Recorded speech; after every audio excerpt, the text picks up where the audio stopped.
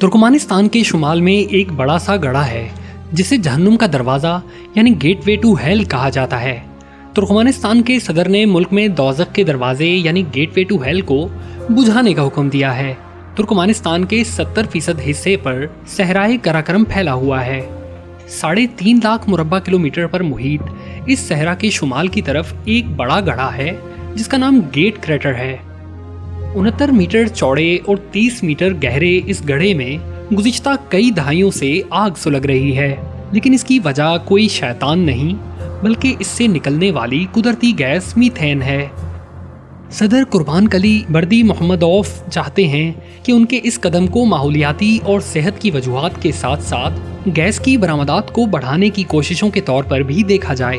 ایک ٹیلی ویژن پیغام میں صدر قربان قلی نے کہا، ہم اہم قدرتی وسائل کھوتے جا رہے ہیں جو ہمارے لیے بہت فائدہ مند ہو سکتے تھے۔ ہم انہیں اپنے لوگوں کی زندگیوں کو بہتر بنانے کے لیے استعمال کر سکتے تھے۔ انہوں نے حکام کو آگ بجھانے کا کوئی راستہ تلاش کرنے کا حکم دیا ہے۔ لیکن یہ پہلا موقع نہیں ہے کہ ترکمانستان دوزخ کے دروازے میں لگی آگ کو بجھانے کی کوشش کر رہا ہے۔ اس سے قبل سن 2010 میں بھی صدر نے ماہرین سے کہا تھا کہ وہ اس آگ کو بجھانے کے طریقے تلاش کریں۔ بہت سے لوگوں کا خیال ہے کہ سن 1971 میں سوویت یونین کے ماہرین ارضیات قراقرم کے صحرا میں خام تیل کے ذخائر تلاش کر رہے تھے۔ یہاں انہیں ایک جگہ قدرتی گیس کے ذخائر ملے، لیکن تلاشی کے دوران وہاں کی زمین دھنس گئی اور وہاں 3 بڑے گڑھے بن گئے۔ ان گڑھوں سے میتھین کے اخراج کا خطرہ تھا جو فضا میں تحلیل ہو سکتی تھی۔ ایک نظریے کے مطابق اسے روکنے کے لیے ماہرین ارضیات نے ان میں سے ایک کو آگ لگا دی۔ ان کا خیال تھا کہ چند ہفتوں میں میتھین ختم ہو جائے گی اور آگ خود بخود بجھ جائے گی، لیکن اس کہانی کے حق میں کوئی دستاویزات نہیں مل سکیں جسے سچ سمجھا جائے۔ 2013 میں نیشنل جیوگرافک چینل کے لیے بنائے جانے والے پروگرام کے دوران ایک ٹیم ترکمانستان کے اس علاقے میں پہنچی تھی۔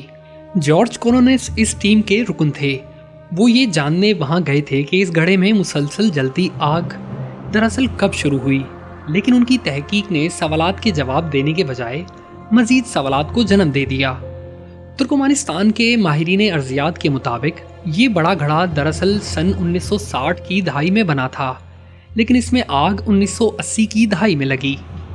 مورخ جیرونیم پیرووک کا کہنا ہے کہ دوزخ کے دروازے کے بارے میں جو پر اسراریت ہے وہ مکمل طور پر منطقی ہے۔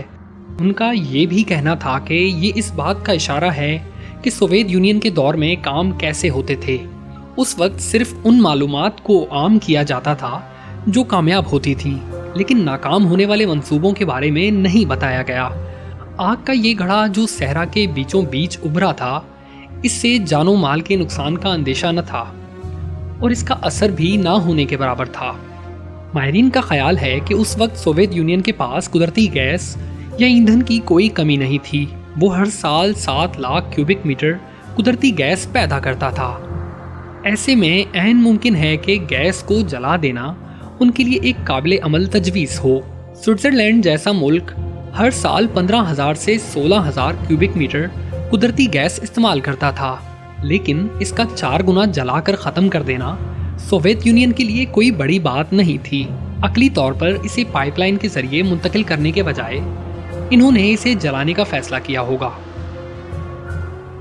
قدرتی گیس کو دوسری جگہ منتقل کرنے کے لیے انہیں یہاں بڑے پیمانے پر تعمیراتی کام کرنا پڑتا۔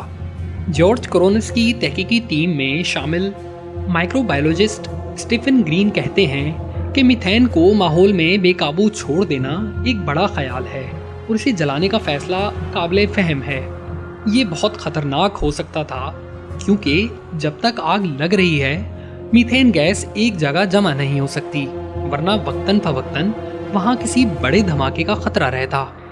یہ درست ہے کہ فضا میں کاربن ڈائی آکسائڈ گیس چھوڑنا نقصان دہ ہے، لیکن میتھین گیس کو فضا میں چھوڑنا اس سے زیادہ نقصان دہ ہے۔ عراق، ایران اور امریکہ جیسے کئی ممالک بھی اسے فضا میں چھوڑنے کے بجائے جلا دیتے ہیں۔ ہمیں امید ہے کہ ویڈیو دیکھ کر آپ کے علم میں اضافہ ہوا ہوگا۔